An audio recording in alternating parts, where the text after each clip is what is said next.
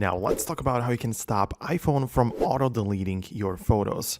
So when it comes to the Photos app, the recently deleted folders will be removed automatically after 30 days. So if you don't want that, just don't put them in the trash icon.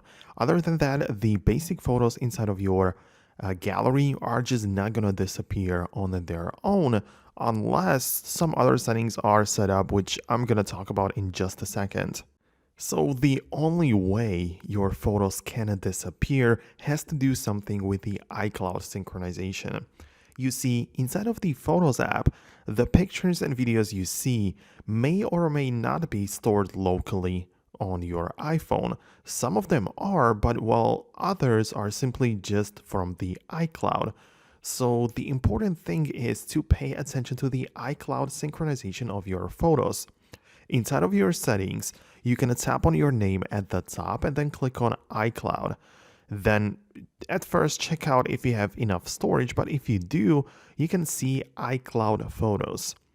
So this essentially means that if you have it turned on, photos from iCloud, perhaps other devices, are also going to appear on your iPhone. If you turn it off, only local photos are going to be kept, meaning that those which appear to be stored on your iPhone but were just from iCloud are going to be deleted automatically.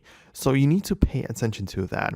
For example, we have the shared albums at the bottom here as well, which means that you can share with subscribe to other people's albums as well. And if you disable this option, then some photos are going to disappear and be removed automatically as well.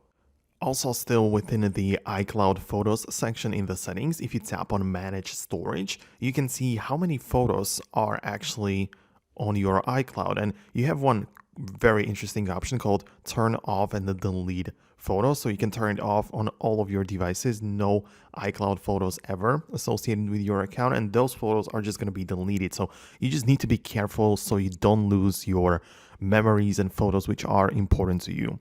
One more thing which I want to let you know about is that if you have a little trouble discerning whether or not your photos are stored locally or on the cloud, I would just recommend you to leave the photos, head over to Safari, and just type in iCloud.com. And using the web version makes it a little bit more simple, because you can go directly to the photos and the stuff that you see there is 100% on the cloud, right? So, we're using the web, so it just removes some layers of the confusion.